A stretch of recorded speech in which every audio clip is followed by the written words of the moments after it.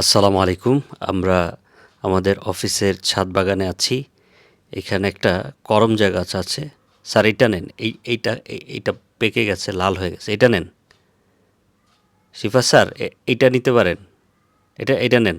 হ্যাঁ, না, না, না, ওই যে একটা বড় আছে। বড় একটা আছে, ওই যে ওইটা পারেন। হ্যাঁ, নেন। এই যে এই যে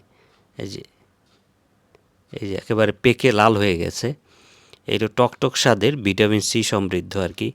এছাড়াও আরও অনেক গাছ আছে, তবে এই করমজাগুলো আমরা না খেলে হয়তো নষ্ট হয়ে যাবে।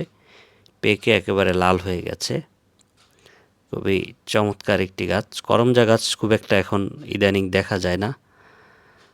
এই পাশ থেকে দেখাই আরও অনেক গাছ আছে, কিন্তু আমাদের এই কলেজের ছাদ বাগানে অনেকগুলো গাছ আছে। দেখাবো একদিন আপনাদেরকে ইনশাল্লাহ।